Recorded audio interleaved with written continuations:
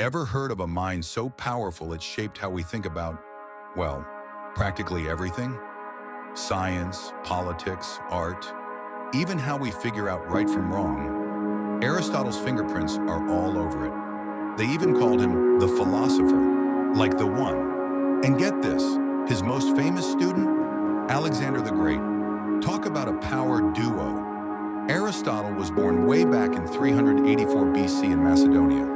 His dad was the royal doctor, which meant Aristotle got a head start in the world of learning. Not a bad way to begin, right? He eventually made his way to Athens, the real hotbed of ideas back then, and landed at Plato's Academy, basically the Harvard of ancient Greece. He spent nearly 20 years there, soaking up knowledge from the legendary Plato. Rumor has it, he even disagreed with Plato sometimes, which tells you something about his independent spirit.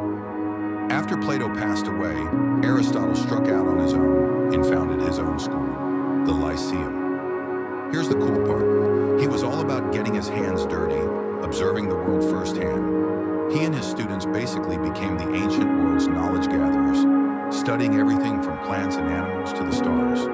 The Lyceum became the place to be for scholars.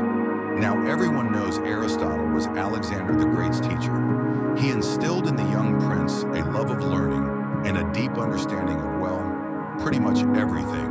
Alexander's conquests are stuff of legends, but you have to wonder how much of that was influenced by Aristotle's wisdom. Let's talk about some of Aristotle's big ideas. Logic was his thing. He basically invented formal logic, including syllogisms, a way of figuring things out step by step, like all men are mortal. Socrates is a man, so Socrates is mortal. Makes sense, right? He had a knack for breaking things down. He also wrote a lot about ethics, about how to live a good life. He talked about virtue, about finding that sweet spot, the golden mean, between going overboard and not doing enough. Courage, for example, is somewhere between being reckless and being a total coward. Politics?